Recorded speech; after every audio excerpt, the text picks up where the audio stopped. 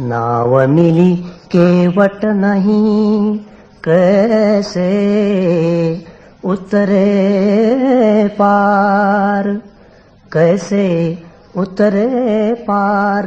पथिक विश्वास न आवे, लगे नहीं बैराग यार, कैसे के पावे। पथिक विश्वास न आवे, मन में धरे न ध्यान, नहीं सत्संगति रहनी। बात करे नहीं कान, प्रीत बिन जैसे कहनी। छूटी डगमगी नाही, संत को वचन न माने।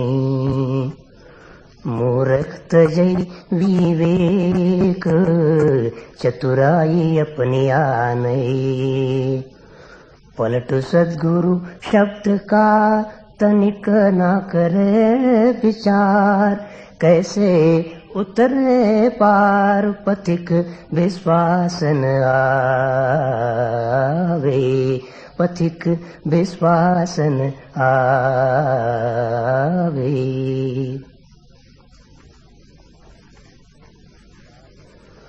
साहिब वही फकीर है, जो कोई पहुँचा होय, जो कोई पहुँचा होय, जो कोई पहुँचा होय।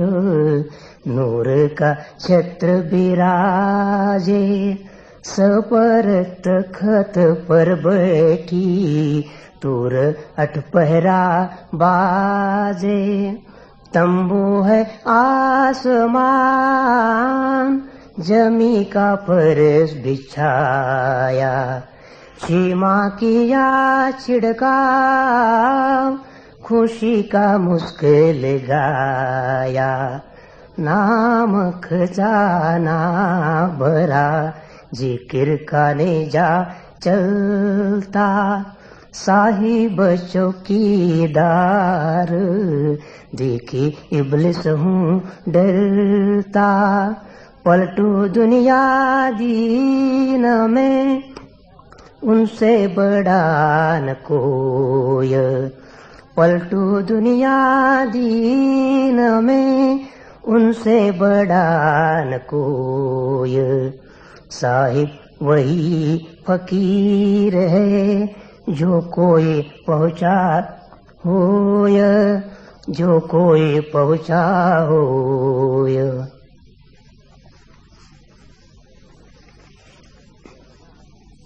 लहना है सत्य नाम का, जो चाहे सो ले, जो चाहे सो ले, जो चाहे सो ले।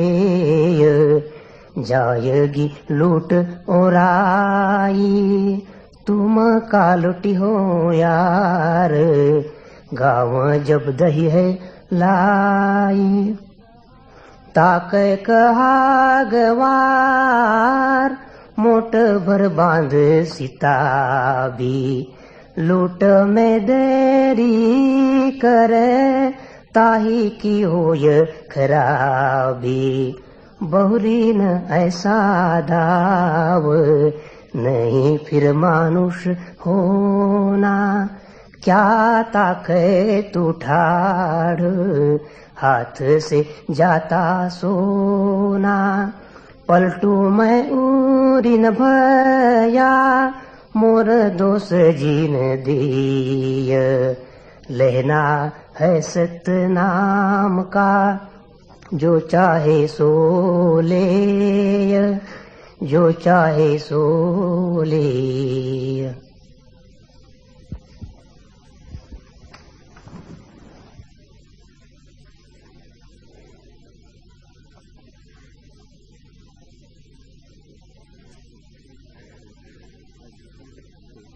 अजहूं चेत गंवार, ना समझ अब भी चेत। ऐसे भी बहुत देर हो गई। जितनी न होनी थी ऐसे भी उतनी देर हो गई। फिर भी सुबह का भूला सांझ घर आ जाए तो भूला नहीं। अजहू चेत गंवार, अब भी जाग, अब भी होश को संभाल। ये प्यारे पद एक अपूर्व संत के हैं। डुबकी मारी तो बहुत हीरे तुम खोज पाओगे। पलटू दास के संबंध में बहुत ज्यादा ज्ञात नहीं। संत तो पक्षियों जैसे होते, आकाश पर उड़ते जरूर हैं लेकिन पद चिन्ह नहीं छोड़ जाते। संतों के संबंध में बहुत कुछ ज्ञात नहीं। संत का होना ही अज्ञात होना है, अनाम। संत का जीवन अंतर जीवन है। बाहर के जीवन के तो परिणाम होते हैं, इतिहास पर इतिवृत्त बनता है, घटनाएं घटती हैं बाहर के जीवन की। भीतर के जीवन की तो कहीं कोई रेख भी नहीं पड़ती। भीतर के जीवन की तो समय की रेत पर कोई अंकन नहीं होता। भीतर का जीवन तो शाश्वत सनातन समयातीत जीवन है। जो भीतर जीते हैं उन्हें तो वे ही पहचान पाएंगे जो भीतर जाएंगे। इसलिए सिकंदरों, हिटलरों, चंगेज और नादिर शाह, इनका तो पूरा इतिवृत्त मिल जाएगा, इनका तो पूरा इतिहास मिल जाएगा। इनके भीतर का तो कोई जीवन होता नहीं। बाहर ही बाहर का जीवन होता है, सभी को दिखाई पड़ता है। राजनीतिक का जीवन बाहर का जीवन होता है, धार्मिक का जीवन भीतर का जीवन होता है। उतनी गहरी आंखें तो बहुत कम लोगों के पास होती हैं कि उसे देखें। वो तो अदृश्य और सूक्ष्म है। अगर बाहर का हम हिसाब रखें तो संतों ने कुछ भी नहीं किया, तो सारा काम असंतों ने ही किया है दुनिया में। असल में कृत्य ही असंत से निकलता है। संत के पास तो कोई कृत्य नहीं होता। संत का तो कर्ता ही नहीं होता, तो कृत्य कैसे होगा? संत तो परमात्मा में जीता है। संत तो अपने को मिटा के जीता है, आपा मेट कर जीता है। संत को पता ही नहीं होता कि उसने कुछ किया, कि उससे कुछ हुआ, कि उससे कुछ हो सकता है। संत होता ही नहीं। तो न तो संत के कृत्य की कोई छाया पड़ती और न संत के कर्ता का कोई भाव कहीं इस निशान छोड़ जाता। पलटू दास बिल्कुल ही अज्ञात संत थे। इनके संबंध में बड़ी थोड़ी सी बातें ज्ञात हैं, उंगलियों पर गिनी जा सके।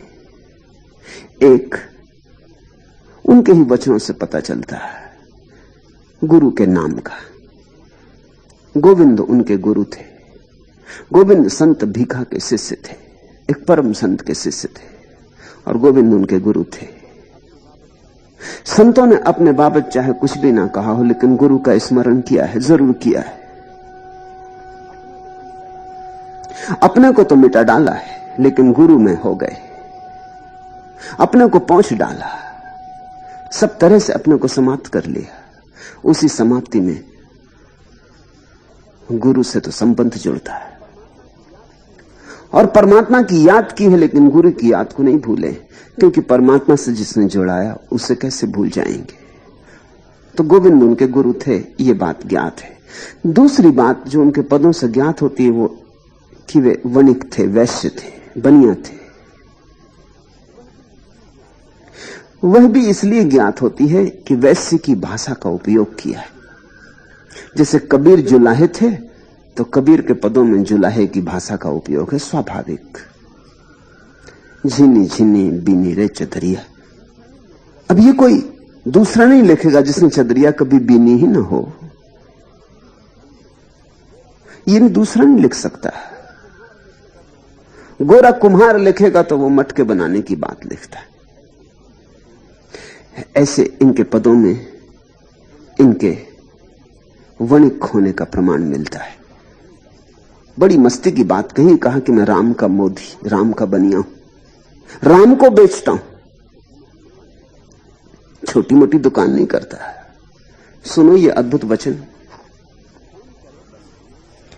कौन करे बनियाई, अब मोरे कौन करे बनियाई, त्रिकुटी में है भरती मेरी, सुखमन में है गादी।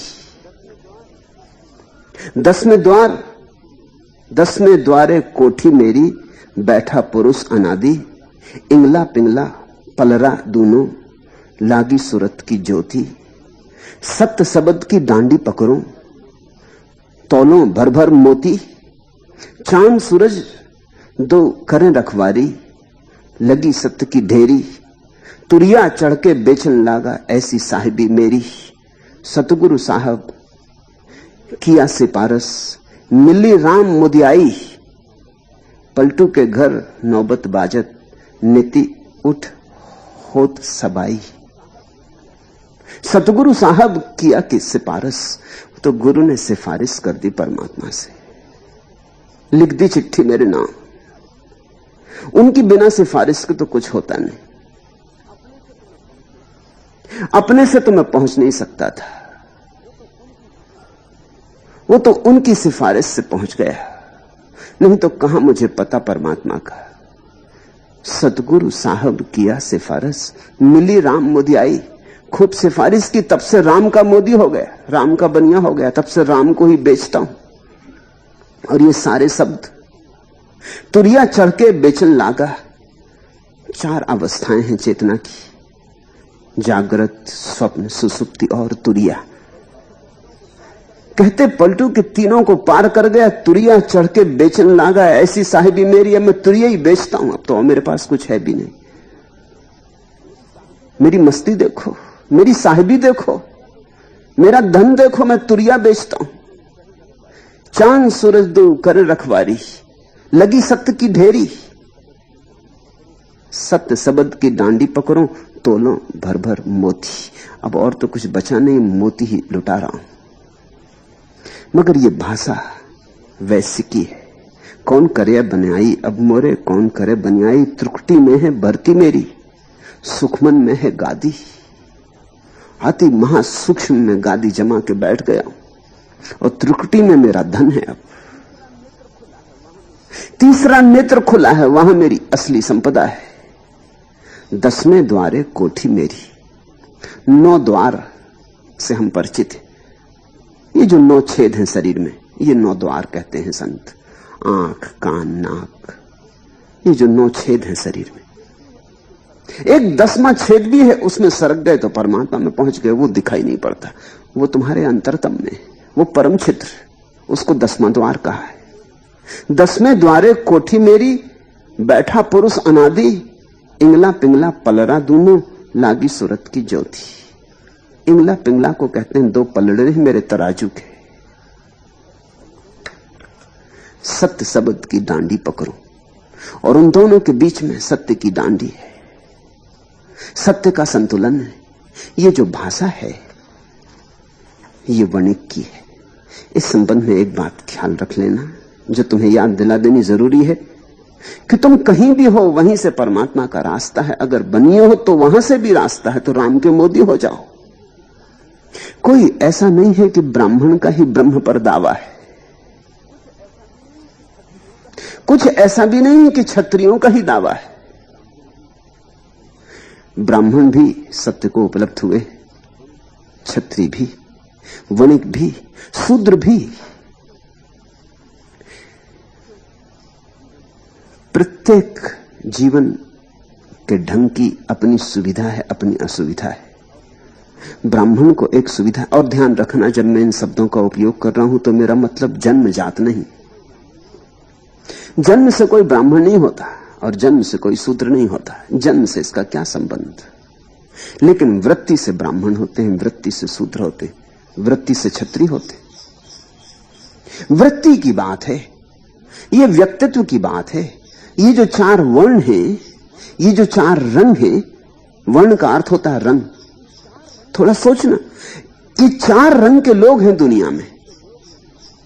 4 ढंग के लोग हैं दुनिया में, और इस 4 ढंग की जो व्याख्या है, 5000 साल हो गए हिंदुओं ने जब तय किया था कि 4 रंग के लोग हैं, 4 ढंग के लोग हैं, इसे आगे नहीं बढ़ाया जा सकता। अभी भी कार्ल गुस्ताफ जंग ने जब फिर से विवेचन किया मनुष्य के संबंध में, तो 4 ढंग फिर आ गए।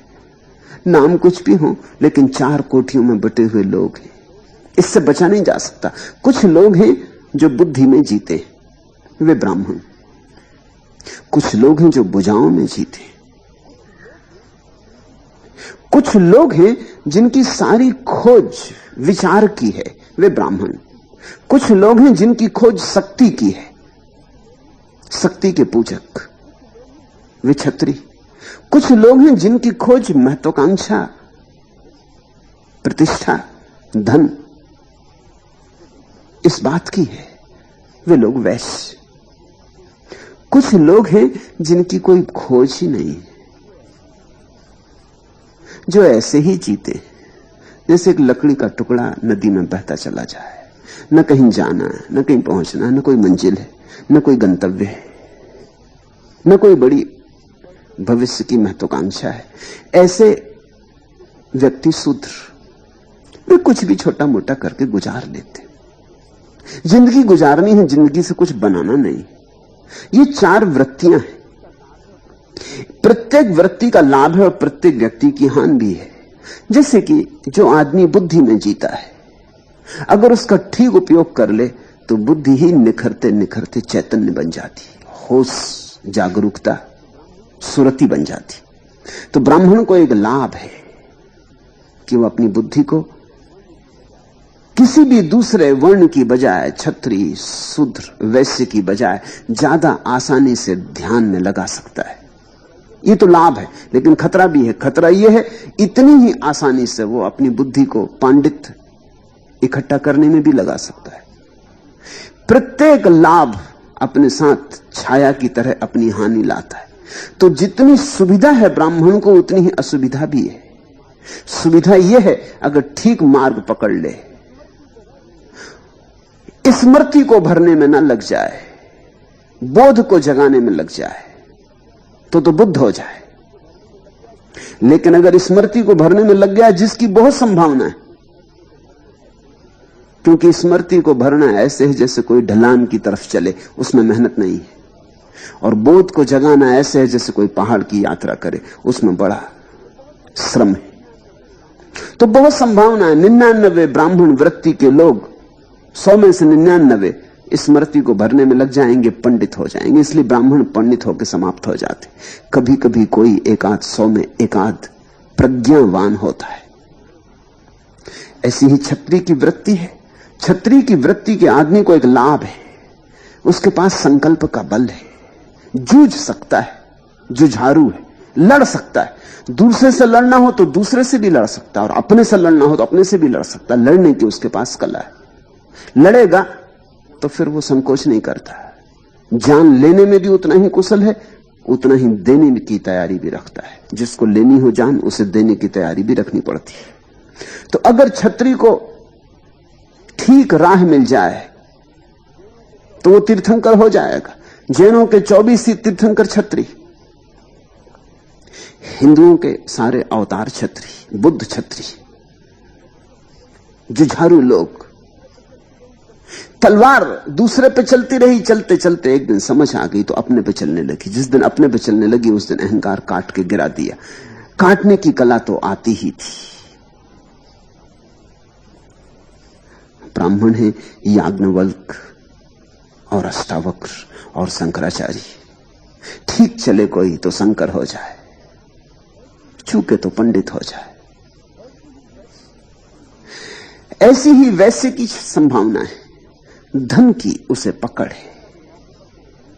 100 में 99 मौके पर तो वो धन को ही इकट्ठा करेगा और धन को ही इकट्ठा करके मर जाएगा। और लोग कहते हैं मर के फिर सांप हो जाएगा और धन पर कुंडली मार के बैठ जाएगा। मर के भी वो धन की ही रक्षा करेगा। लेकिन अगर परम धन की याद आ जाए वैश्य को, तो धन का खोजी है।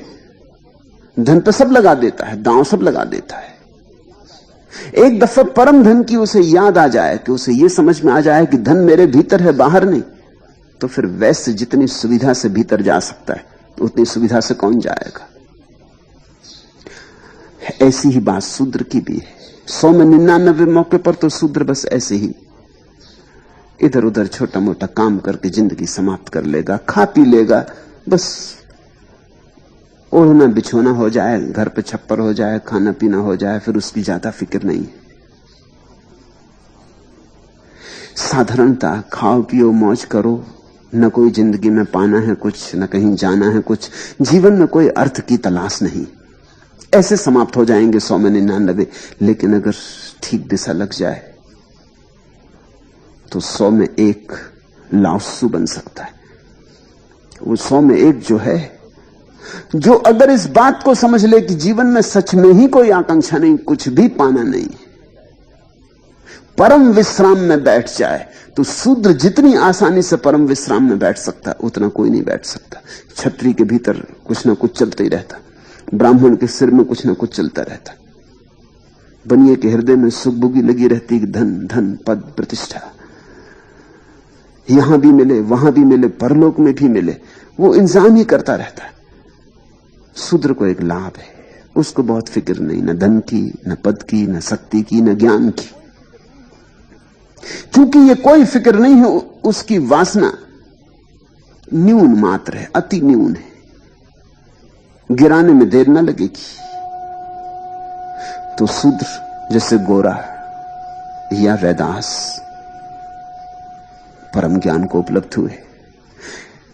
तुम जहां भी हो, जो भी हो, उससे कभी यह चिंता मत लेना कि तुम जहां हो वहां से परमात्मा नहीं पाया जा सकता। सब जगह से 100 में से 1 व्यक्ति परमात्मा को पाता है। तुम वो 1 व्यक्ति बन जाओ, तुम जहां हो वहीं से। 99 तो भटक जाते हैं, तुम उस 99 भटकाव से बचना। तीसरी बात पता चलती पलटू के वचनों से कि 2 भाई थे, वो दोनों पलट गए, बाहर के धन की फिक्र छोड़ दी और भीतर का धन खोजने लगे। खोजने नहीं लगे, खोज ही लिया। बाहर तो धन खोज के भी कहां कौन खोज पाता है। बाहर धन है ही नहीं जो खोज सको। बाहर तो धन का बुलावा है, छलावा है, छल है, मृग मरीचिका है, दिखाई पड़ता है, दूर क्षितिज दिखाई पड़ता है, मिलता जमीन से। जैसे जैसे पास पहुंचते हो क्षितिज दूर हटता जाता है। कभी तुम ऐसी जगह नहीं पहुंच पाओगे जहां क्षितिज वस्तुतः जमीन से मिलता हो। ऐसे ही कभी भी वासना तृप्ति से नहीं मिलती, वासना क्षितिज की भांति। दोनों भाई बदल गए। बदलने के कारण गुरु ने दोनों को पलटू नाम दे दिया। एक भाई को कहा पलटू प्रसाद और एक भाई को कहा पलटू दास। ये शब्द बड़ा प्यारा दिया गुरु ने, पलटू।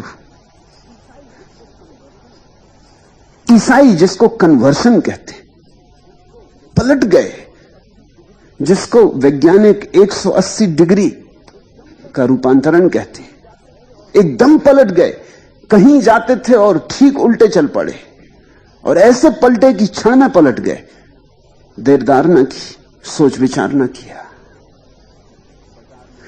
कहां बाजार में गादी लगा के बैठे थे और कहां सूक्ष्म में गादी लगा दी। कहां तौलते थे, अनाज तौलते होंगे, साग सब्जी तौलते होंगे, कुछ तौलते होंगे, और कहां सत्य शब्द की धेरी से तौलने लगे, और कहां साधारण चीजें बेचते रहे होंगे और तुरिया बेचने लगे, समाधि बेचने लगे। ऐसा रूपांतरण था कि गुरु ने कहा कि तुम बिल्कुल ही पलट गए। ऐसा मुश्किल से होता है। यह क्रांति थी। पलटू नाम का अर्थ हुआ क्रांति। एक बड़ी अपूर्व क्रांति हुई। यह नाम भी बड़ा प्यारा है। असली नाम का तो कुछ पता नहीं है। असली नाम यानी मां बाप ने जो दिया था उस नाम का तो कुछ पता नहीं। गुरु ने जो नाम दिया था वो ये था, और गुरु ने खूब प्यारा नाम दिया, बड़ा सांकेतिक नाम दिया।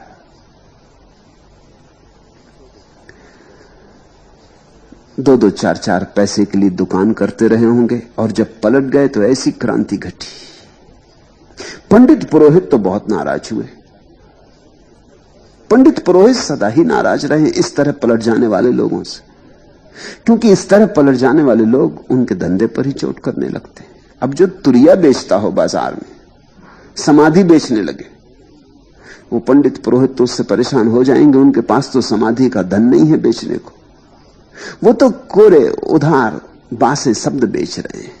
और यहां कोई ताजा झरना लेके आ गया जिसके प्राणों में नए फूल खिल रहे हैं और ताजे भीतर खिलते कमल बेचने लगा, तो तुम्हारे बासे कमल और सदियों से सड़े कमल कौन खरीदेगा? तो मंदिर मस्जिद सदा नाराज हो जाते हैं संत पर।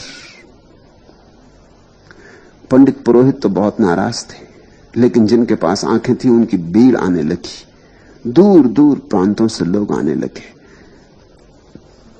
कहा है पलटू ने, लैले भेंट अमीर नाम का तेज विराजा, लैले भेंट अमीर नाम का तेज विराजा, सबको रगरे नाक आई के परजा राजा। पलटू ने कहा, यह भी खूब हुआ। मैं साधारण दुकानदार, जरा राम के नाम से क्या जुड़ गया कि असाधारण हो गया। मैं 2 कौड़ी का आदमी, राम नाम से क्या भर गया कि बहुमूल्य रतन हो गया। लैला भेंट अमीर नाम का तेज विराजा, बड़े बड़े धनी कीमती बहुमूल्य भेंट लेके मेरे द्वार पर आने लगे। नाम का तेज विराजा। लेकिन पलटू ये नहीं कहते कि मेरी कोई खूबी है, उस प्रभु का तेज, उस प्रभु की चमक मुझ में आ गई, वो मेरी आंखों से झांक रहा है, उसकी ही खूबी। सब कोई रगरे नाक आई के प्रजा राजा, और प्रजा से भी लोग आने लगे और बड़े राजा और सम्राट भी आने लगे। बिन लश्कर बिन फौज मुल्क में फिरी दुहाई, ना कोई फौज फांटा है अपने पास, पलटू कहते, ना अपने पास कोई और उपाय है। बिन लश्कर बिन फौज मुल्क में फिरी दुहाई, लेकिन सारे देश में हवा गर्म हो गई, सारे देश में खबरें पहुंचने लगी। ये जो सुगंध पैदा हुई, इस सुगंध के धागे दूर दूर तक चले गए। और जब ये सुगंध पैदा होती तो ये सब दीवालों को पार करके निकल जाती, सब सीमाओं को पार करके निकल जाती। दूर दूर अज्ञात स्थानों से लोग चल के आने लगते। कोई अज्ञात शक्ति उन्हें बुलाने लगती, पुकारने लगती। जन महिमा सतनाम आपने सरस बढ़ाई। तो पलटू कहते हैं, खूब रही ये बात, जन महिमा सतनाम। देखो ये सतनाम की महिमा। पलटू जैसा गरीब बनिया राम का मोदी हो गया। सत्य नाम के लिए से पलटू भया गंभीर, हाथ जोड़ी आगे मिले लैले भेंट अमीर। जिनके दर्शन होने मुश्किल थे, जिनके द्वार पे पलटू जाते तो द्वार न खुलते, सत्य नाम के लिए से पलटू भया गंभीर। और ऐसी गहराई आ गई पलटू में सिर्फ सत्य नाम के लेने से, ठीक ठीक स्मरण कर लेने से प्रभु पारस को छू लिया, लोहा सोना हो गया। जिनके द्वार दरवाजे बंद थे वे बड़ी बड़ी भेंटें लेकर द्वार पर आने लगे।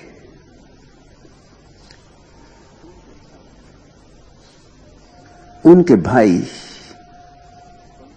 पलटू प्रसाद ने पलटू के संबंध में कुछ वचन लिखे हैं। नंगा जलालपुर जन्म भयो है, बसे अवध के खोर। कहे पलटू प्रसाद हो, भयो जगत में शोर। गरीब गांव में पैदा हुए थे, नाम ही था नंगा जलालपुर। तुम सोच ही सकते हो, नंगा जलालपुर गरीबों का गांव होगा, बिल्कुल नंगों का गांव होगा। नंगा जलालपुर जन्म भयो है, अत्यंत गरीब घर में पैदा हुए, बसे अवध के खोर। फिर जाके अयोध्या में बस गए। ये बड़ा प्रतीकात्मक है। पैदा हुए गरीब से गांव में, फिर राम की नगरी अयोध्या में बस गए। ग्रस्त पैदा हुए थे, फिर संन्यास्त हो गए। धन पद मद में डूबे थे, फिर एक दिन राम की महिमा में उतर गए। नंगा जलाल पर जन्म भयो है, बहे बसे अवध के खोर। कह पलटू प्रसाद हो, भयो जगत में शोर। 4 बरन को मैटी के भक्ति चलाई मूल। सब मिटा डाला, ब्राह्मण क्षत्रिय वैश्य, शूद्र, चारों वर्ण मिटा दिए, भक्ति में सब मिट जाते। सन्यासी का कोई वर्ण नहीं होता। सन्यासी रंगों के पार हो जाता, डंगों के पार हो जाता।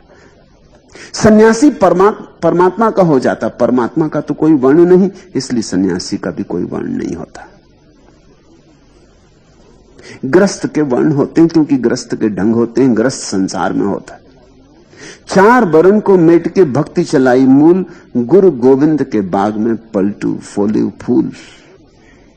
वो जो गोविंद का बाग था, गुरु गोविंद के बाग में पलटू फोले फूल, और ये पलटू नाम का फूल गुरु के बगीचे में खिला। सहज जलालपुर मून मुड़ाया, अवध टूटी कर धनिया। सहज करें व्यापार, घटई में पलटू निर्गुण बनिया। सहज जलालपुर मून मुड़ाया। सहज शब्द पर ध्यान देना। संतों की सारी प्रक्रिया सहज, चेष्टा से नहीं, बोध से, समझ से। जिस दिन बात समझ में आ गई उस दिन सिर मुंडा लिया, सन्यासी हो गए। ऐसे पलटे, क्षण में पलटे। सहज जलालपुर मून मुड़ाया। इसमें कोई आयोजना नहीं थी, कोई बहुत दिन सोच विचार नहीं किया था, कुछ हिसाब किताब नहीं बांधा था कि पुण्य लाभ होगा, स्वर्ग जाएंगे, परलोक मिलेगा, कुछ नहीं था। बात दिखाई पड़ गई कि संसार में कुछ भी नहीं। प्रतीक रूप सिर मुंडा लिया, तो जलालपुर में ही सिर मुंडा लिया, बाजार में ही सिर मुंडाना पड़ता है। अवध टूटी करधनिया, और फिर अवध पहुंच के वो जो जनेऊ पहने हुए थे करधनिया, वो भी तोड़ के गिरा दिया। जब राम के नगर पहुंच गए, वहां कैसा वर्ण, फिर कैसा व्रत, फिर कौन हिंदू कौन मुसलमान, फिर कैसा जनेऊ, फिर सारे नियम तोड़ के गिरा दिए। नियम मात्र से मुक्त हो गए, अब व्रती हो गए। अवध टूटी करधनिया। और ध्यान रखना, राम की अयोध्या में उन्हीं का प्रवेश है जो न हिंदू हो, न मुसलमान हो, न ब्राह्मण हो, न शूद्र हो। उन्हीं का प्रवेश है जो वर्ण को छोड़ दे। उन्हीं का प्रवेश है जो सारे नियम इत्यादि जो समाज और जीवन के लिए जरूरी हैं, उनके पार हो जाएं, अतिक्रमण करें, वे ही अयोध्या में प्रविष्ट होते हैं। सहज करें व्यापार, घटई में पलटू निर्गुण बनिया। अब तो बाहर का कोई व्यापार रहा नहीं, अब तो भीतर का ही व्यापार बचा। सहज करें व्यापार घटई में, अब तो भीतर ही भीतर चल रहा सब, लेना भी देना भी, ग्राहक भी भीतर, दुकानदार भी भीतर। सहज करें व्यापार घटई में पलटू निर्गुण बनिया।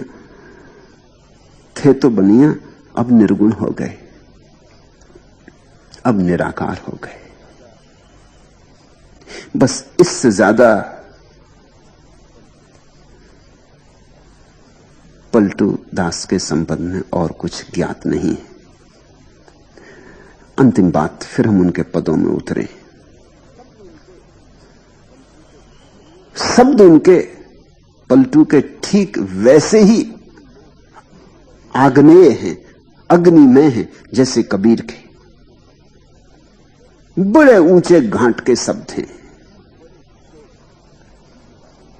और बड़े चोट रखने वाले शब्द हैं। ठीक अगर कबीर के साथ किसी दूसरे को हम खड़ा कर सकें तो पलटू। इसलिए संतों में यह बात कही जाती रही कि पलटू दूसरे कबीर हैं। इसमें कोई अतिशयोक्ति नहीं है। तुम जब उनके पदों में उतरोगे तुम भी पाओगे। बड़ी ऊंची बात है और बड़ी सचोट है।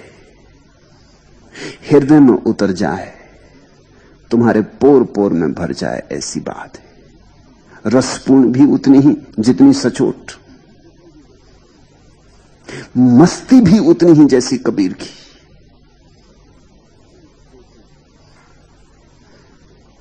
एक एक शब्द से खूब शराब झरती, डुबकी लेना।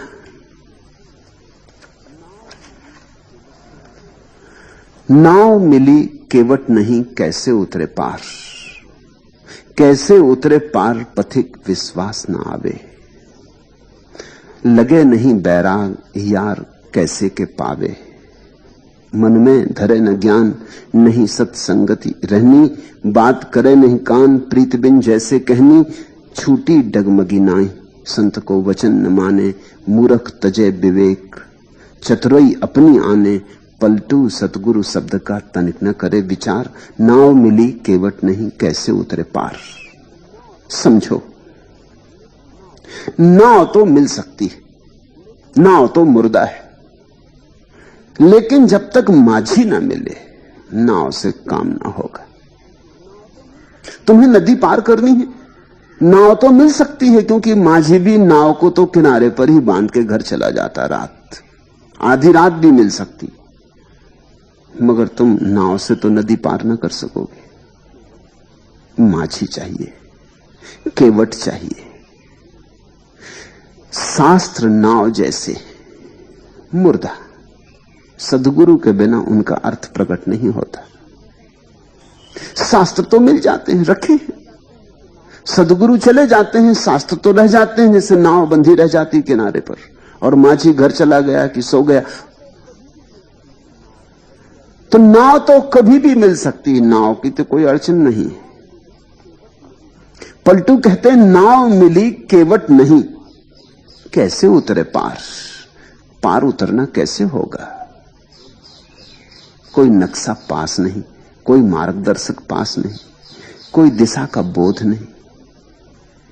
कौन ले जाएगा, कौन साथ देगा, कौन सहारा देगा। कोई चाहिए जीवंत। शास्त्र अपने आप में किसी को भी ले जा नहीं सकता, न गीता, न कुरान, न वेद, क्योंकि वेद का तुम जो अर्थ करोगे वो भी तुम्हारा होगा। नाव कभी चलाई ना हो और तुम नाव चलाओगे तो डूबने की ही ज्यादा संभावना है बजाय उतर जाने के।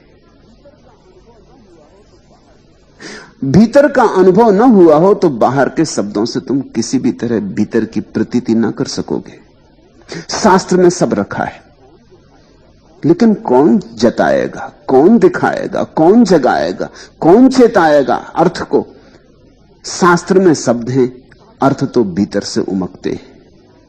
शास्त्र में तो केवल प्रतीक हैं, चिन्ह हैं, लेकिन उन चिन्हों को कोई खोलने वाला चाहिए।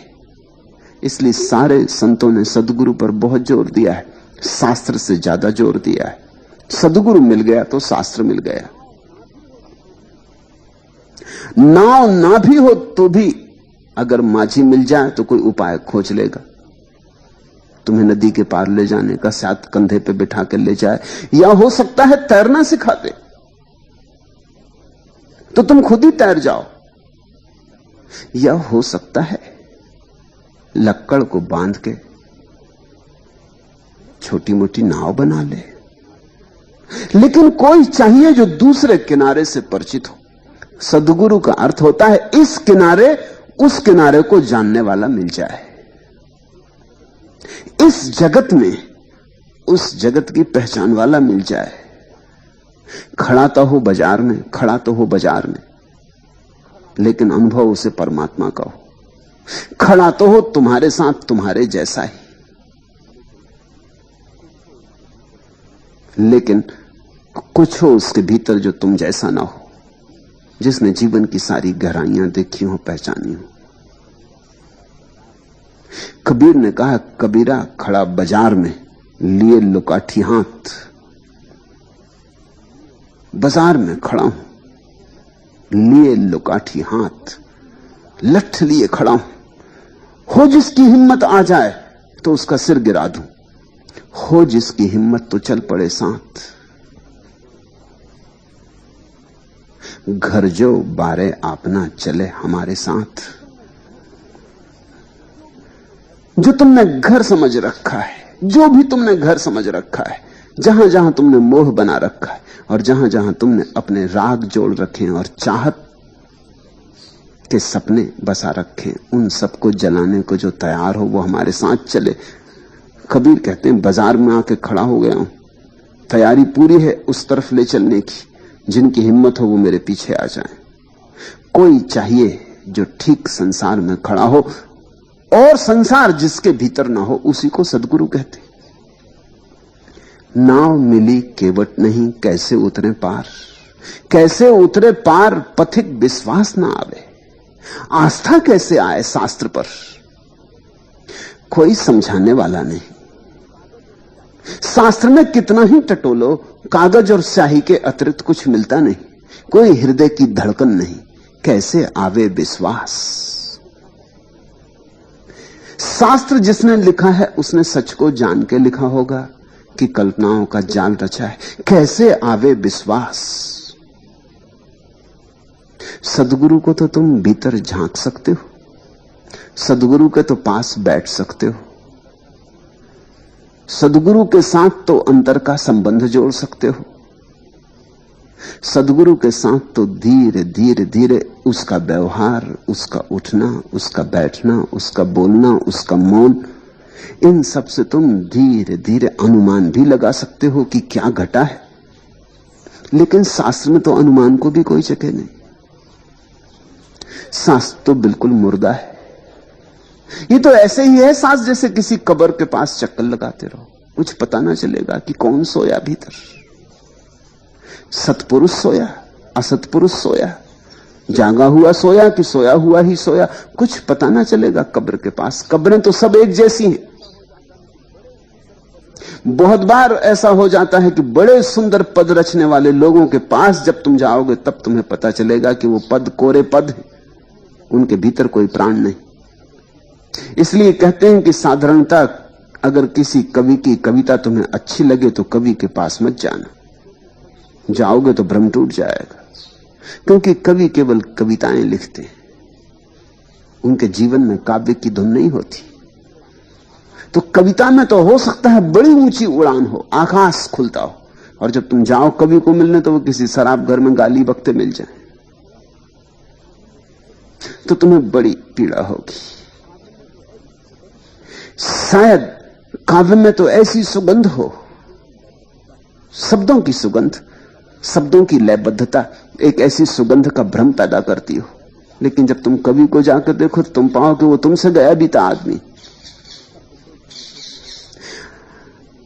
शब्द तो झूठे भी हो सकते हैं, धोखे के भी हो सकते हैं, शब्द तो केवल जाल हो सकते हैं, तर्क की व्यवस्था हो सकते हैं, शब्द में केवल भाषा का सौंदर्य हो सकता है। शब्द को कैसे परखोगे, कसौटी क्या होगी?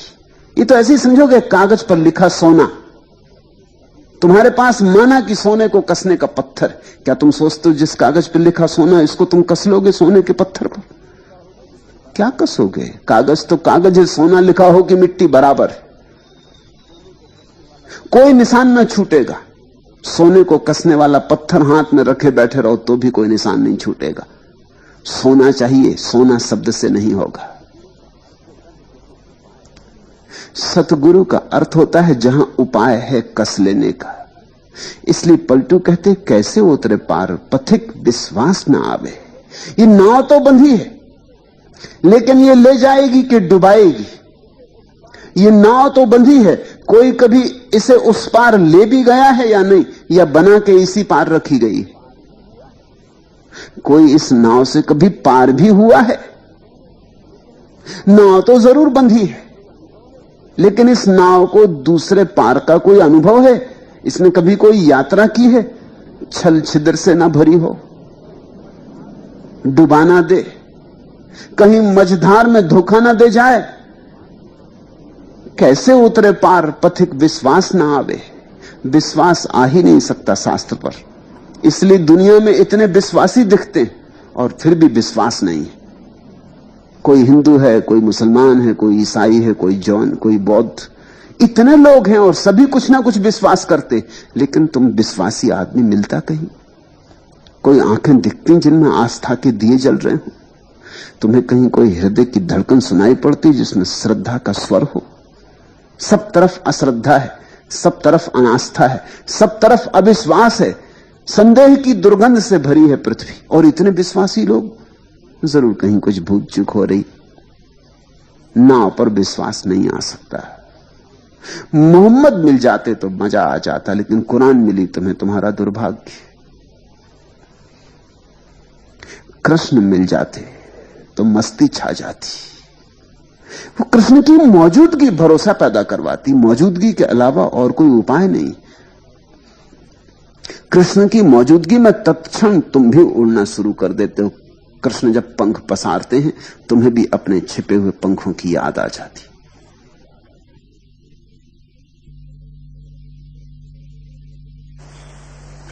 कृष्ण का एक एक शब्द तुम्हारे हृदय में सोई हुई आत्मा को जगाने लगता है। जागृत शब्द ही जगा सकता है। कृष्ण मिलते तो सौभाग्य, लेकिन तुम गीता लिए बैठे हो। तुम तोतों की तरह गीता कंठस्थ कर लोगे, दोहराते रहोगे, दोहराते दोहराते मर जाओगे। नाव बंधी रहेगी, तुम नाव की पूजा करते करते मर जाओगे। लेकिन पूजा करने से कोई उस पार नहीं जाता। नाव में यात्रा करनी होती। लोग शास्त्रों की पूजा कर रहे हैं, बड़ा निर्वचन होता शास्त्रों का, व्याख्या होती शास्त्रों की, लेकिन जो उस पार ना गया हो उसके निर्वचन का भी कोई मूल्य नहीं है, उसकी व्याख्या का भी कोई मूल्य नहीं है। पंडित सहयोगी नहीं हो सकता, केवल ज्ञानी ही सहयोगी हो सकता है। और बिना विश्वास के तो कुछ भी नहीं होता। ये तो यात्रा ही निसंदिग्ध मन से हो तो ही होती। संदेह तो ऐसा ही जैसे नाव में छेद हो। छेद दिखाई पड़ रहा है, नाव में तुम कैसे बैठोगे? नाव में पानी भरा जा रहा है, बंधी बंधाई नाव में पानी भरा जा रहा है, तुम कैसे बैठोगे? आस्था तो होनी चाहिए साफ कि नाव डूबेगी नहीं। जब तुम नाविक को नाव में देखते हो, उसकी मजबूत कलाइयों को देखते हो, उसके हाथ में पतवार देखते हो, उसके हाथ में पतवार के गट्ठे देखते हो, उसके चेहरे पर हजार हजार सूरज की धूप निकली, नाव इस पार से उस पार होती रही। जब तुम्हें ये सारी बात दिखाई पड़ जाती कि कोई मल्लाह मौजूद है, कोई नाविक मौजूद है, कोई केवट मौजूद है, आस्था पैदा होती। तब फिर नाव में अगर छेद हो तो भी फिक्र नहीं, ये मल्लाह उसकी भी चिंता कर लेगा। फिर तुम्हें दूसरे किनारे का भरोसा दिलाने के लिए झूठी बातों की जरूरत नहीं। इसकी आंख पर्याप्त। तुम इसकी आंख में झांकोगे, तुम्हें दूसरा किनारा दिखाई पड़ जाएगा। इसके हृदय की धड़कन काफी है। तुम जरा पास बैठ के इसकी धड़कन का गीत सुनोगे तो आस्था पैदा हो जाएगी। इसलिए बुद्ध के पास या नानक के पास या कबीर के पास या पलटू के पास आस्था का जन्म होता है। आस्था सदा जीवंत व्यक्ति के पास ही जगती है। बुझे दियों से तुम अपने बुझे दिए को जलाओगे भी तो कैसे जलाओगे? कोई जला दिया चाहिए। उसके पास जाओगे तो ज्योति एक झपट में तुम्हारी बुझी बाती को पकड़ लेगी। नाव मिली केवट नहीं, कैसे उतरे पार, कैसे उतरे पार पथिक विश्वास ना आवे।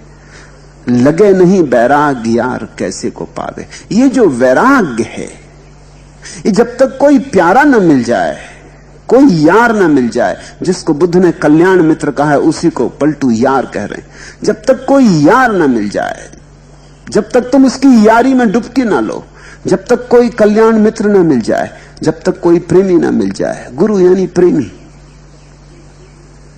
परमात्मा का तो तुम्हें पता नहीं, परमात्मा तो बहुत दूर का किनारा है। लेकिन परमात्मा में होकर कोई आया हो, ऐसा जब तक यार ना मिल जाए, लागे नहीं बैराग यार कैसे के पावे, तब तक वैराग्य का रंग नहीं लगता। तब तक तुम बातें वैराग्य की करते रहो, तब तक सन्यास का रंग नहीं लगता। जो खुद रंगा हो वही तुम्हें रंग सकेगा, जो खुद डूबा हो वही तुम्हें डुबा सकेगा। शराबी के पास बैठोगे तो उसके मुंह से शराब की गंध आती, पक्का पता हो जाता है। फिर उसकी मस्ती दिखाई पड़ती, उसके पैर डोलते मालूम पड़ते, कहीं रखता पैर और कहीं पड़ते। शराब के लिए कोई प्रमाण पत्र थोड़ी खोजने पड़ते हैं, शराबी की चाल बता देती है कि प्रमाण पत्र है।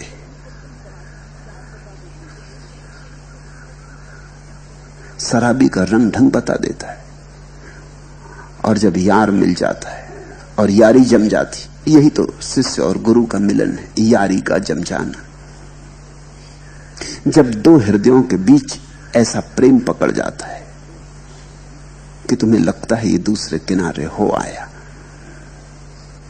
ये भरोसा जैसे जैसे बढ़ने लगता है वैसे वैसे दूसरा किनारा करीब आने लगता है। लागे नहीं बैराग यार कैसे के पावे, तो नाव तो पड़ी है लेकिन इसमें यार तो बैठा नहीं है, शास्त्र तो रखा है लेकिन शास्ता मौजूद नहीं है। मन में धरे न ज्ञान नहीं सत्संगति रहनी, इसलिए कहते हैं कि तुम जब तक सत्संगति न खोजोगे तब तक कितना ही पढ़ो, कितना ही लिखो, कितनी ही स्मृति को प्रांजल करो, भरो, कुछ सार न होगा। मन में धरे न ज्ञान नहीं सत्संगति रहनी। लोग ऐसे हैं कि मन में धारण नहीं करते, बस केवल स्मृति में भरते। इस फर्क को समझो। मेरी बात तुमने सुनी, तुम उस बात के साथ दो काम कर सकते हो। मेरी बात सुनी, तत्क्षण उसे स्मृति में रख दिया, फाइल किया, कहा कि कभी जरूरत होगी तो काम में ले आएंगे, किसी को समझाना होगा तो समझा देंगे, कोई पूछेगा अर्थ तो बता देंगे। तुमने अपने काम में नहीं लाए, तुमने रख दी, किसी और के काम आ जाएगी। अधिकतर तुम्हारा ज्ञान ऐसा ही है। एक दूसरी बात है, एक दूसरा ढंग है, वास्तविक ढंग कि तुमने बात को समझा और पी गए, पचा गए, वो तुम्हारे मांस मज्जा में समा गई। तुमने स्मृति ना बनाई, तुमने उसका जीवन बना लिया। मन में धरे न ज्ञान। अधिक लोग ऐसे हैं कि मन में ज्ञान को इस तरह पचाते नहीं, बस पंडित रह जाते हैं। पंडित अपच। पंडित का अर्थ होता है जिसने खाया तो लेकिन पचाया नहीं, जिसने भोजन तो कर लिया लेकिन मांस मज्जा ना बनी। इससे बीमारी पैदा होगी, इससे वमन होगा, इससे दस्त आएंगे, इससे शरीर स्वस्थ नहीं होगा, इससे शरीर को नुकसान पहुंचने वाला है। और जैसे शरीर का भोजन है ऐसे ही आत्मा का भोजन है ज्ञान। पचाओ। मन में धरे न ज्ञान नहीं सत्संगति रहनी। और जब तक तुम सत्संगति में न जाओगे तब तक तुम समझ ही ना पाओगे कि ये दो चीजें हैं, मन में धरना, पचाना, या स्मृति में रखना। शास्त्र केवल स्मृति में रखा जा सकता है, सद्गुरु ही केवल मन में धारा जा सकता है। शास्त्र तो केवल तुम्हारी जानकारी बनेगी, तुम्हें पता हो जाता है वेद क्या कहते हैं ईश्वर के संबंध में, मगर ईश्वर क्या है, उपनिषद क्या कहते हैं ईश्वर के संबंध में। लेकिन संबंध में जान लेना, ईश्वर को जान लेना तो नहीं। ईश्वर को जानना तो बात और है।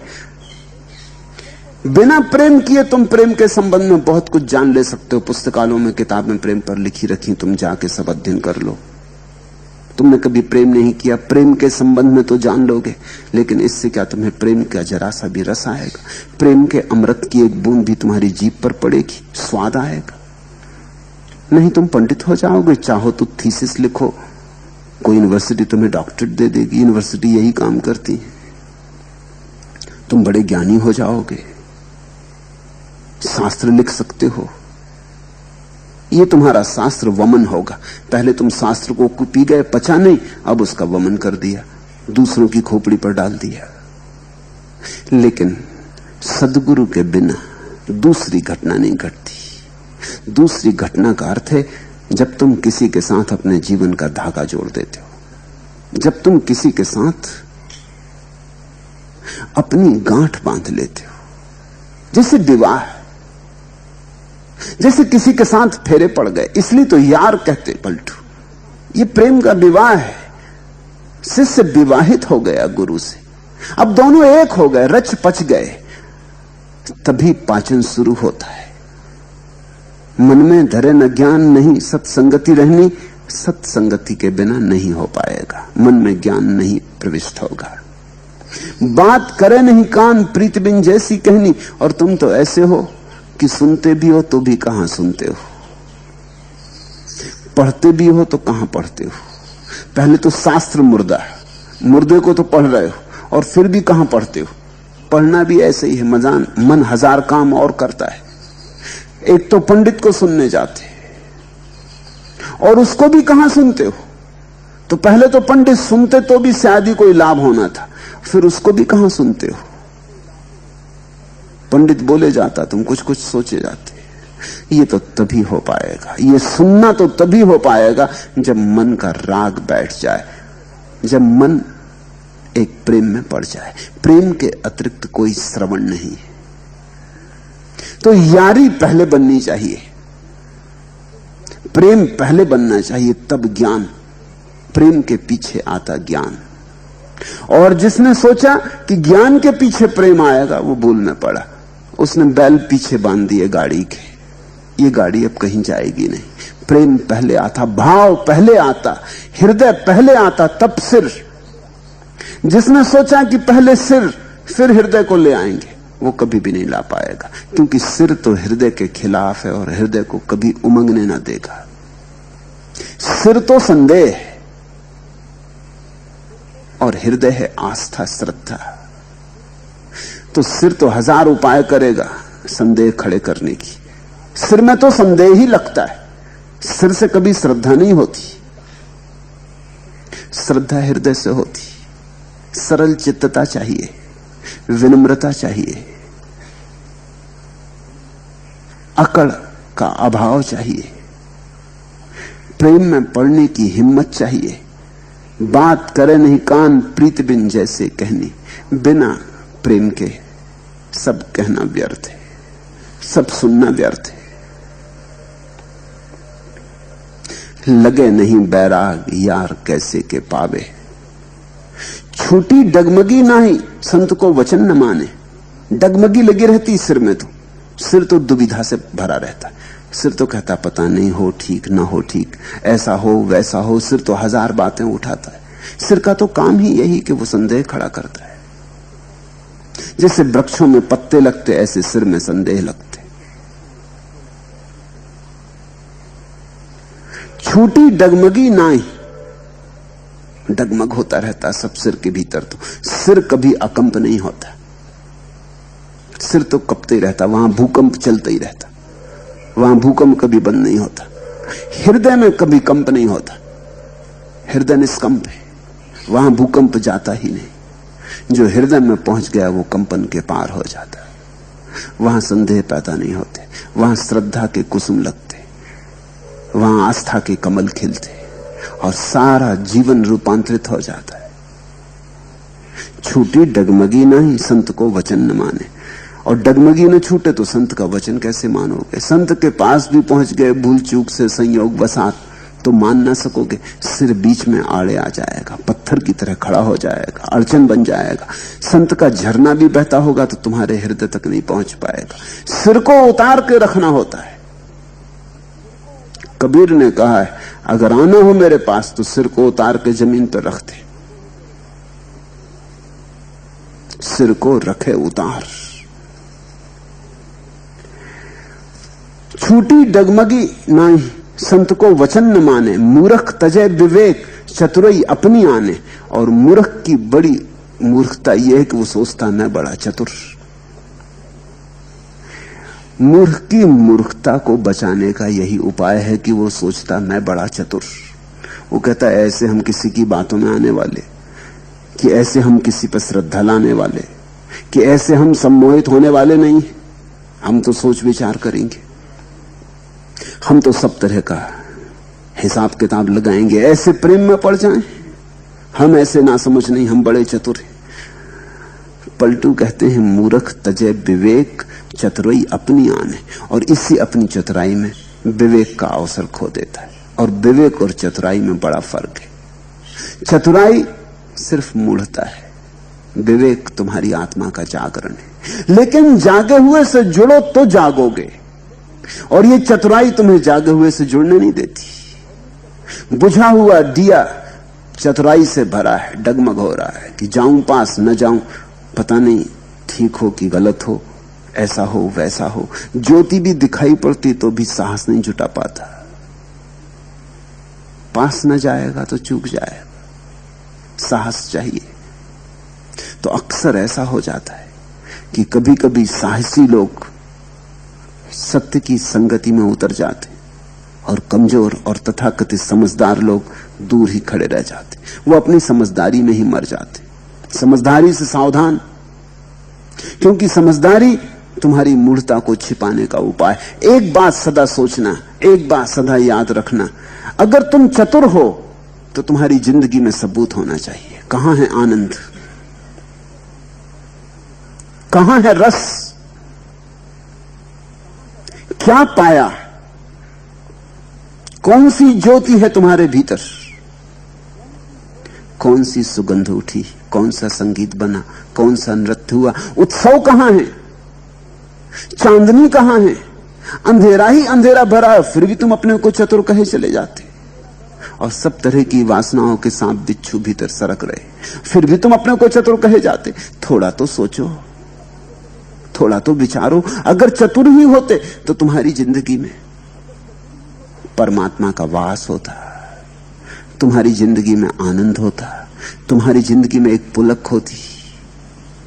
तुम्हारी जिंदगी में ये उदासी क्यों है, तुम्हारी जिंदगी में ये इतना ज्यादा रुग्ण भाव क्यों है? तुम हो कहां? धक्के खाते रहते भीड़ में, यहां से वहां, इस जन्म से उस जन्म में, इस यात्रा से उस यात्रा में। पहुंचे कहां हो, मंजिल कहां है? पास भी आती नहीं मालूम होती और कहते हो चतुर हूं। अगर चतुर हो तो जीवन में प्रमाण चाहिए, और अगर जीवन में प्रमाण न हो तो कृपा करके इस चतुराई को उतार कर रख दो। ये चतुराई नहीं है, ये वस्तुतः विवेक से बचने का उपाय है, ये मूढ़ता की तरकीब है, ये तुम्हारा अज्ञान तुम्हें चतुराई की का धोखा देके अपने को बचा रहा है। मूर्ख तजे विवेक चतुराई अपनी आने, पलटू सतगुरु शब्द का तनिक न करे विचार। वो अपनी अपनी मारता रहता, अपनी अपनी लगाता रहता। पलटू सतगुरु शब्द का तनिक न करे विचार, नाव मिली केवट नहीं कैसे उतरे पार। और जब तक तुम सदगुरु के वचन का विचार न करोगे, जब तुम अपनी अकड़ हटाकर, अपने उपद्रव को शांत करके, अपने को दूर करके, अपने को बीच से हटा के कहोगे कि अब मैं सीधा विचार करना चाहता हूं, मेरी जिंदगी तो बेकार गई, तो एक बात सच है कि मेरे पास कोई विवेक नहीं है, मैं तो भटका ही भटका, घाव ही घाव इकट्ठे किए, ये मेरी जिंदगी रही, अब बहुत भटक चुका। अब मैं कहता हूं कि अब अपनी समझ से क्या चलना, अपनी समझ से चल के खूब देख लिया कहां पहुंचा। मनोवैज्ञानिक कहते हैं, मनस्विद कहना चाहिए, पूरब के मनस्विद कहते हैं कि छोटा बच्चा अगर अपनी चतुराई की बात हांके, क्षमा योग्य, क्योंकि उसे अभी जीवन का कोई अनुभव नहीं। लेकिन उम्र पाके भी अगर तुम अपनी चतुराई की हांको तो तुम बड़े अज्ञानी, तुम क्षमा भी नहीं किए जा सकते। उम्र पाके तो दिखाई पड़ जाना चाहिए कि मेरी चतुराई का परिणाम क्या है, और वह परिणाम दिखाई पड़ जाए तो एक घटना घटती, तुम्हें अपनी बुद्धि पे संदेह आ जाता है। बस तुम्हारे जीवन में परमात्मा के आगमन का पहला कदम पड़ा, अपनी बुद्धि पर संदेह। जब अपनी बुद्धि पर संदेह आता है तो सद्गुरु पर आस्था आती। जब तक तुम सोचते हो अपने से ही तर जाएंगे, तब तक तुम क्यों किसी का हाथ पकड़ोगे, तब तक तुम यारी में न पड़ोगे। नाव मिली केवट नहीं कैसे उतरे पार। फिर तुम्हारी चतुराई तुम्हें ज्यादा से ज्यादा शास्त्र तक ले जा सकती, नाव तक पहुंचा सकती, लेकिन केवट तो यारी से मिलता। तुम्हारी चतुराई तुम्हें किताब तक ले जा सकती। तो लोग किताब बड़े मजे से पढ़ते हैं, ऐसे बहुत लोग हैं, लाखों लोग हैं जो मेरी किताबें पढ़ते, यहां नहीं आते। मुझे पत्र भी लिखते हैं कि हम आपकी किताबें पढ़ते हैं और बड़ा आनंद आता है, लेकिन आने में संकोच है, आने में डर है कि आने की अभी हिम्मत नहीं, आना चाहते हैं मगर अभी हिम्मत नहीं। क्या डर होगा आने में? यारी बनाने में डर है। प्रेम खतरनाक बात है, प्रेम बन जाएगा तो तुम्हारी जिंदगी फिर वैसी ही न रह जाएगी। किताब के साथ कोई खतरा नहीं, किताब तुम पढ़ लेते हो और ताक पर रख देते हो। किताब तुम्हारी हो गई, मेरी क्या है? तुमने खरीद ली, तुम्हारी हो गई। तुम जहां चाहो वहां लकीरें लगाओगे, जहां चाहो काट दोगे, जहां चाहो लाल निशान लगा दोगे, तुम जो चाहो अर्थ कर लोगे, किताब तुम्हारी हो गई। मेरा उसमें क्या रहा?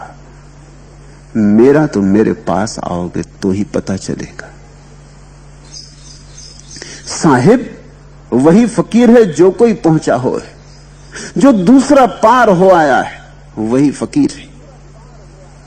अब फकीर का अर्थ समझो। लोग समझते हैं फकीर का अर्थ है जिसने संसार छोड़ दिया। ये नहीं है फकीर का अर्थ, जो पहुंचा हो है। संसार छोड़ देने से क्या होता है? ऐसे तो बहुत फकीर है जिनके पास कुछ नहीं था, वो भी छोड़ छाड़ कर फकीर हो गए। कुछ था ही नहीं, छोड़ने की कोई झंझट भी नहीं थी, और फकीर होने का मजा ले रहे हैं।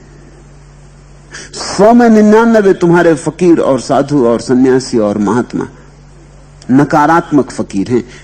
संसार छोड़ दिया, लेकिन परमात्मा पाया या नहीं?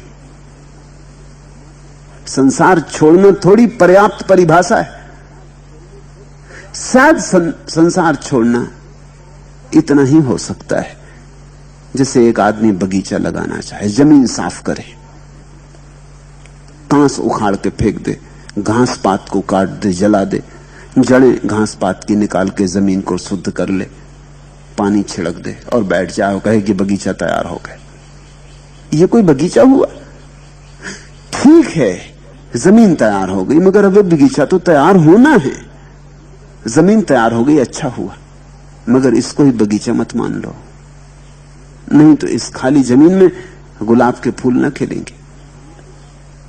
इस खाली जमीन में देर अबेर फिर संसार का कांस उगाएगा।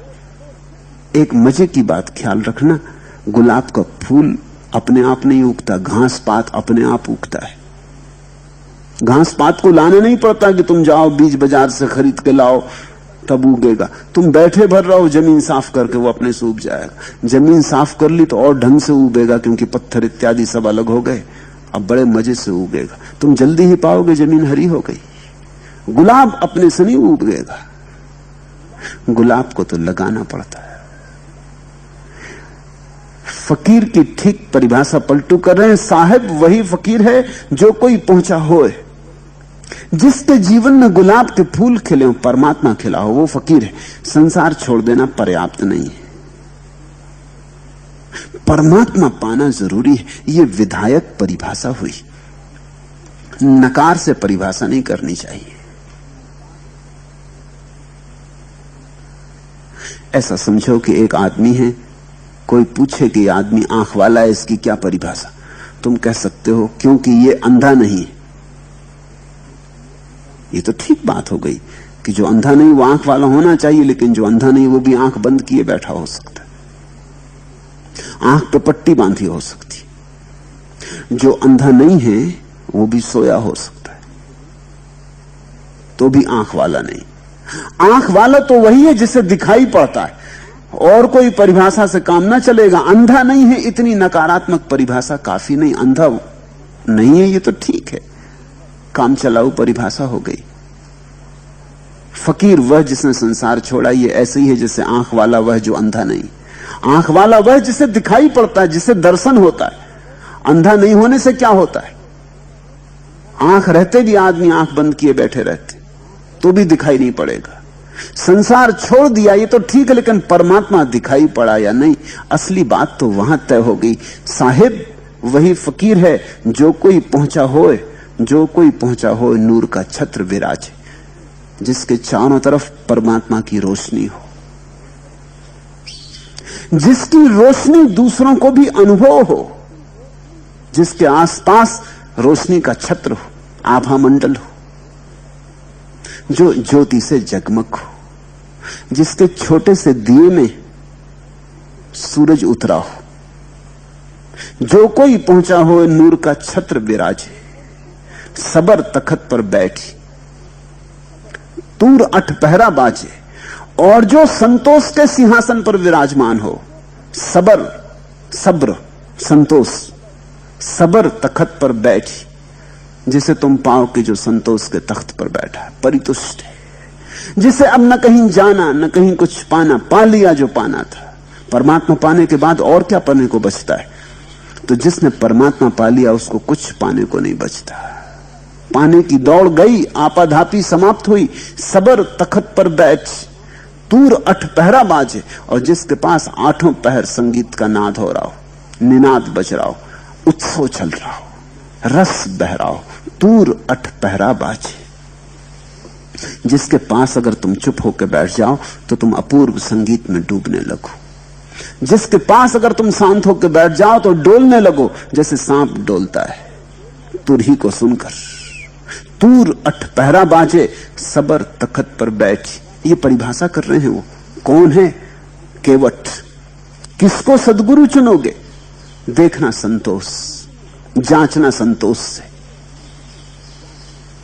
बड़ी अद्भुत बात कह रहे हैं और बड़ी गहरी बात कह रहे हैं। कुछ और बात से तय नहीं होता। अगर तुम एक महात्मा के पास जाओ और तुम पाओ कि वो अभी भी खोज रहा है परमात्मा को, अभी भी साधना में लगा है, अभी भी योग प्राणायाम साध रहा है, अभी भी शीर्षासन सर्वांगासन कर रहा है, अभी भी ध्यान पूजा पाठ कर रहा है, तो समझना अभी सब्र तखत पर बैठा नहीं, अभी सब्र नहीं हुआ, अभी संतोष नहीं हुआ, अभी मिलना नहीं हुआ। परमात्मा से मिलने के बाद फिर शीर्षासन करोगे, परमात्मा की मजाक उड़ानी, उसके सामने सिर के बल खड़े होगे।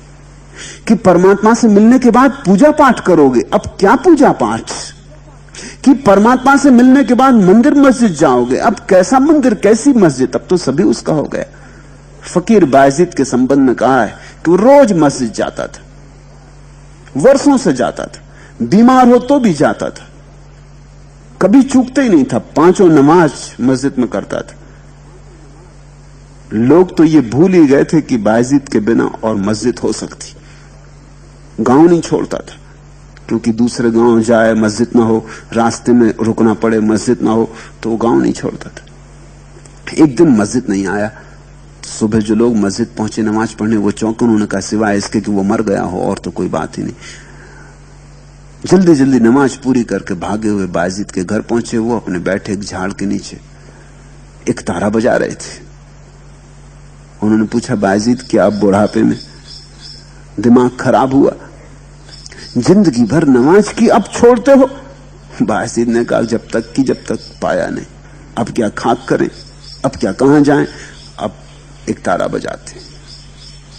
वो एक तारा प्रतीक है। तूर 8 पहरा बाजे।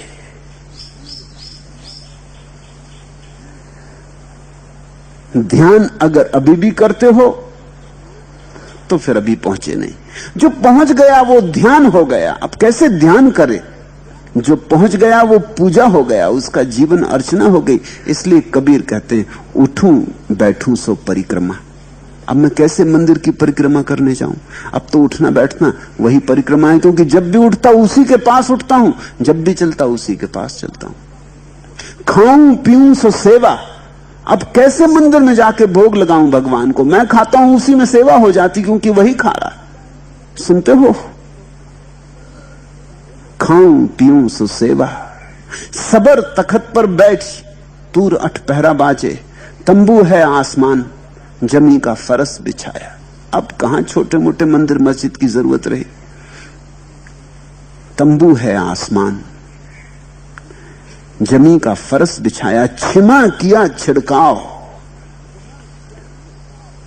जैसे कि कोई तैयारी करता है, मेहमान को आता है, कोई मेहमान आ रहा है, कोई बड़ा मेहमान आ रहा है, तो तुम छिड़काव करते जल का, बगीचे में जमीन पर धूल बैठ जाए, तंबू तानते। पलटू कहते हैं, अब आकाश का तंबू ही एकमात्र तंबू है, पूरी जमीन अपना फर्ज है। और अब पानी से क्या सींचना, अब तो क्षमा से सींचते हैं। क्षमा प्रेम की एक अभिव्यक्ति। अब तो प्रेम से सींचते हैं, अब तो क्षमा से सींचते हैं। क्षमा किया छिड़काव, खुशी का मुस्क लगाया। और अब कौन सा इत्र लगाएं, अब कौन सा मस्क लगाएं, अब कौन सी सुगंध? खुशी का मुस्क लगाया। अब तो 24 पहर सोते जागते आनंद का भाव उठ रहा, आनंद की लहरें चल रही, आनंद की तरंगें चल रही। यही सुगंध है। नाम खजाना भरा, जिक्र का नेजा चलता, साहिब चौकीदार, देख इब्लीसों डरता। अब तो बड़ी गजब की बात हो रही है। वो कहते हैं फकीर कौन? साहिब वही फकीर है जो कोई पहुंचा हो, और जब कोई पहुंच जाता है तो खुद पहरा नहीं देना पड़ता अपने जीवन पर, खुद साहिब, खुद भगवान पहरा देता है। फिर तुम्हें अपनी फिक्र नहीं रखनी पड़ती कि ये करूं ना करूं, ये करना ठीक कि गलत कि सही। फिर ये सब बातें गई, अच्छा बुरा गया। साहिब चौकीदार, देख इब्लीसों डरता। अब तो शैतान खुद ही डरता है, क्योंकि वो साहब चौकीदार हो गए। अब तो परमात्मा फिक्र करता है। तुमने वो प्यारी कहानी सुनी ना कि तुलसीदास सोते हैं और धनुर्धानी राम द्वार पर खड़े होकर पहरा देते। वो प्रतीकात्मक है। जिसने सब परमात्मा पे छोड़ दिया, उसकी चौकीदारी परमात्मा करता है। तुम जब तक अपनी चौकीदारी खुद करते हो खतरे में हो, तब तक शैतान तुम्हें सताएगा और शैतान तुमसे जीतेगा। तुम शैतान से क्या बचोगे? उसके रास्ते बड़े सूक्ष्म हैं। नाम खजाना भरा, और अब तो एक ही खजाने में बात रह गई है, उसका नाम, उसकी स्मृति, उसका स्मरण। बस इतना ही धन है। अब ये ध्यान ही धन है। नाम खजाना भरा, जिक्र का नेजा चलता, और अब तो 24 घंटे उसकी स्मरण का भाला ही चलता रहता है। अब तो 24 घंटे श्वास श्वास में जिक्र है, नाम स्मरण है, प्रार्थना है। ये करनी नहीं पड़ती, ये अपने से हो रही। संत वही जिसमें प्रार्थना अपने से हो रही हो, जिसके होने में प्रार्थना हो, जिसके उठने बैठने में प्रार्थना हो, जिसकी आंखें झपकें तो पूजा हो जाए,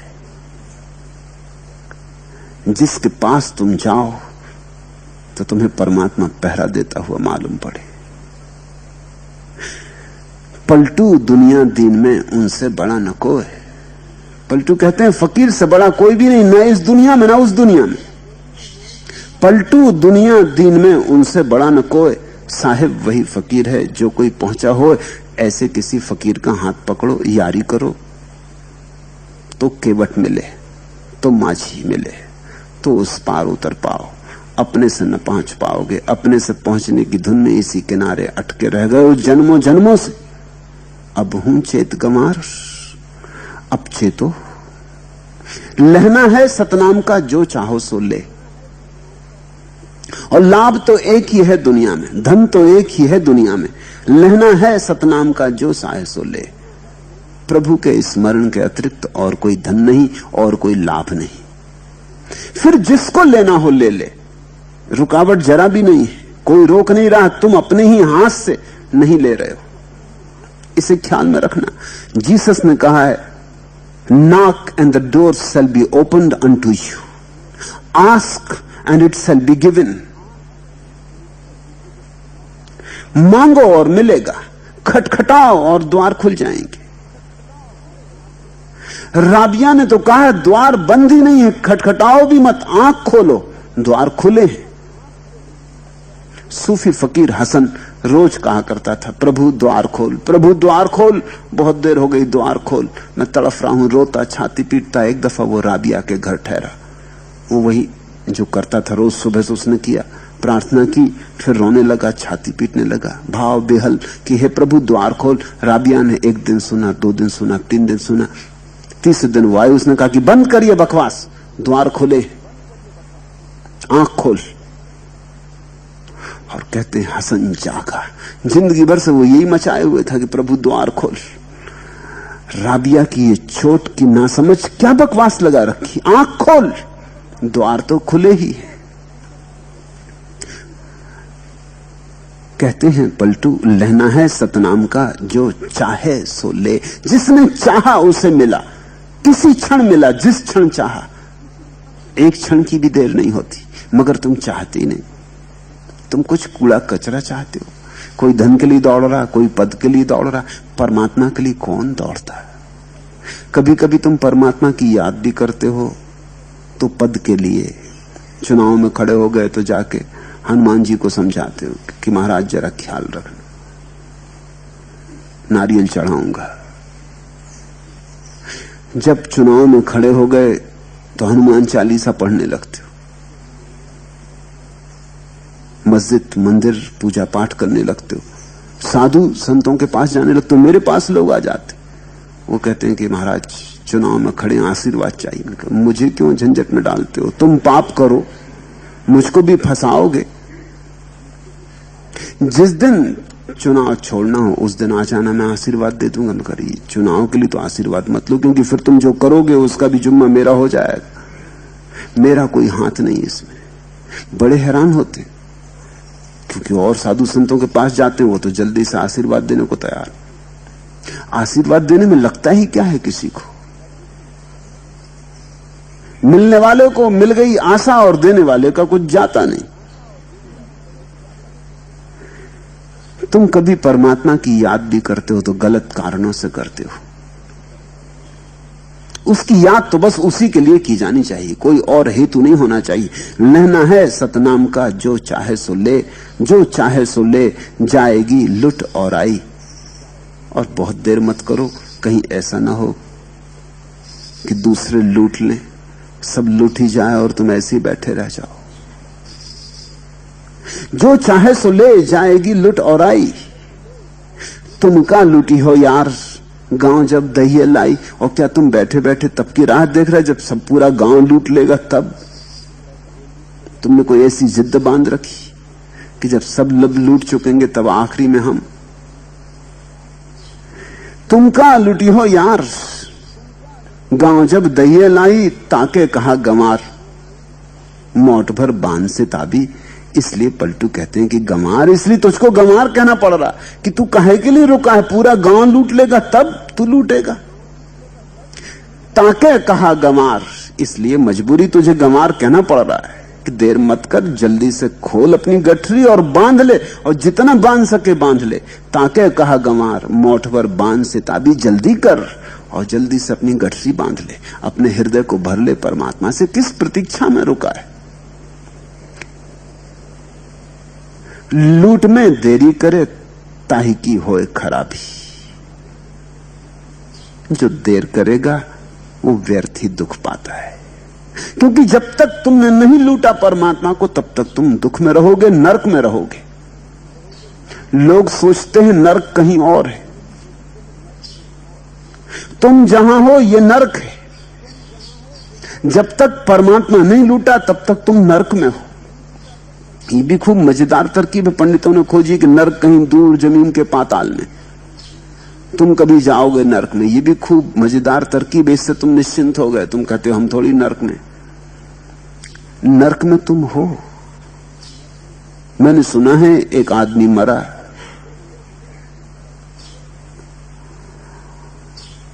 जब वो नरक पहुंचा तो बड़ा हैरान हुआ।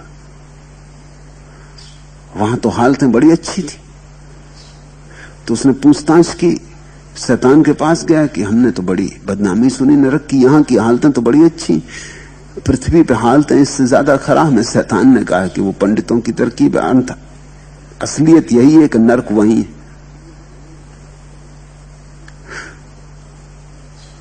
तुम जरा देखो तो अपने चारों तरफ,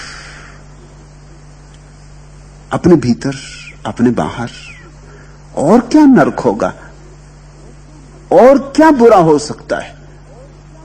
इससे ज्यादा और क्या पीड़ा हो सकती है जिसमें तुम गुजर रहे हो? जब तक परमात्मा नहीं तब तक नरक। इसलिए कहते हैं पलटू, लूट में देरी करे ताही की होई खराबी। ताके कहा गंवार मोट भर बांध सिताबी, जल्दी कर बांध ले अपनी गठरी। बहुरी न ऐसा दांव नहीं फिर मानुस होना, क्योंकि हजारों हजारों जन्मों के बाद आदमी मनुष्य होता है। 84 कोटियों के बाद आदमी मनुष्य होता है। 84 करोड़ योनियों के बाद एक बार आदमी उस वर्तुल में आता है, उस जगह आता है जहां मनुष्य होता है। जिससे चाक घूमता है ना, जब पूरा चाक घूम जाता तब फिर आरा ऊपर आता है, फिर गया नीचे, तो फिर पूरा चाक घूमेगा तब ऊपर आएगा। पूरब के मनुष्यों ने संसार को गाड़ी के चाक की तरह देखा है।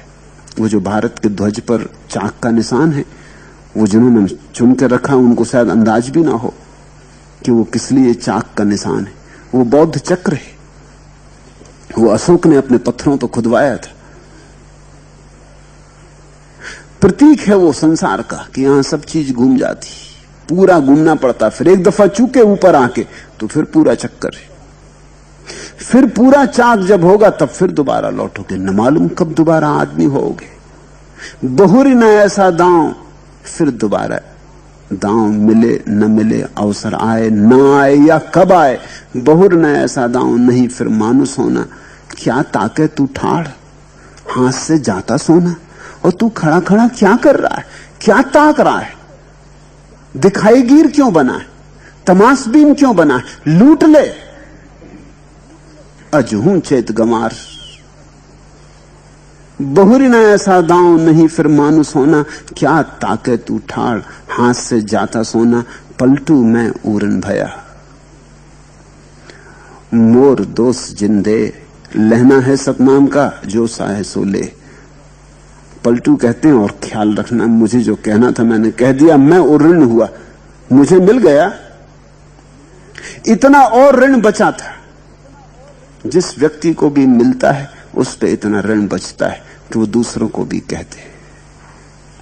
पलटू कहते हैं, मैंने अपनी गठरी भर ली, खूब दिल भर के भर ली, कुछ कमी नहीं छोड़ी, संतोष के तखत पे विराजमान हो गया हूं, तूर अठपहरा बाजे।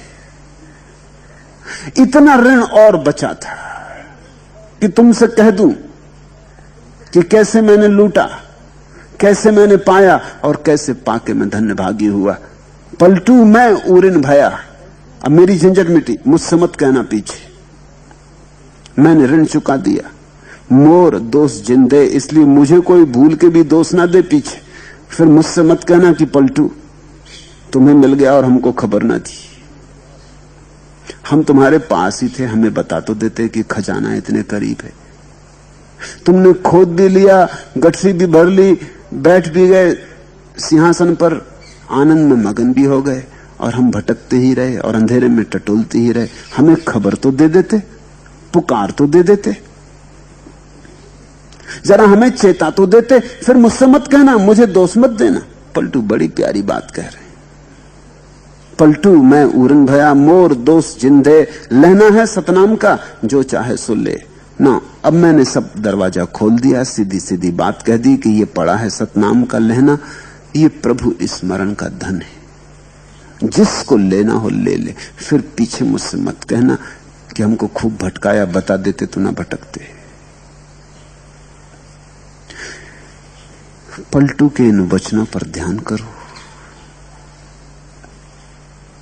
तुम्हारा जीवन नरक है। खड़े खड़े क्या देख रहे हो, कब तक देखते रहोगे? पत्थर की मूर्त हो गए हो। थोड़े हिलो चलो, थोड़ा उठो, थोड़े जीवन को गति दो। प्रभु सामने खड़ा है, प्रभु चारों तरफ विराजमान है। इसकी स्मृति को जगाओ, इस आह्लाद को अपने भीतर उतरने दो।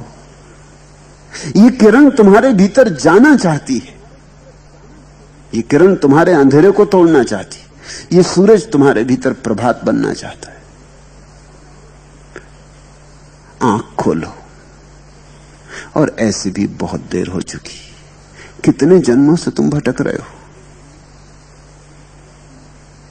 कितनी लंबी यात्रा तुमने की, और सिर्फ धूल धमास के अतिरिक्त तुम्हारे हाथ कुछ भी ना लगा। धन लगा ही नहीं, धन लगता ही नहीं हाथ जब तक ध्यान ना लगे। ध्यान कुंजी है धन की, असली धन की। असली धन यानी जो मिल जाए तो फिर कभी खोता नहीं। ये धन तो मिल मिल के खो जाता है, ये धन तो मिला भी तो ना मिला बराबर है। धनी होके भी तुम देखते नहीं लोग कितने गरीब हैं, सब है उनके पास और भीतर कुछ भी नहीं। भीतर कोरा सन्नाटा और अंधेरा है, रुदन और आंसू भरे। बाहर तिजोरी भरती चली गई है और भीतर आत्मा रोती चली गई। जितनी तिजोरी भर ली है उतनी ही आत्मा बेच डाली। जीसस ने कहा है, अपनी आत्मा को बेचकर अगर तूने सारे संसार को भी पा लिया तो क्या? तूने बड़ा गलत सौदा कर लिया।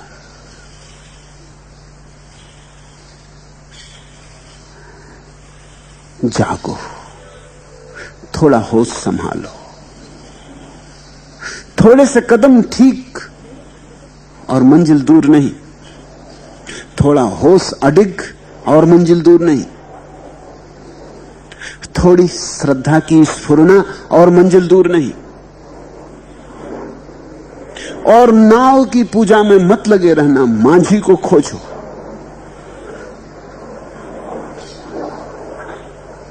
लहना है सतनाम का, जो चाहे सो ले।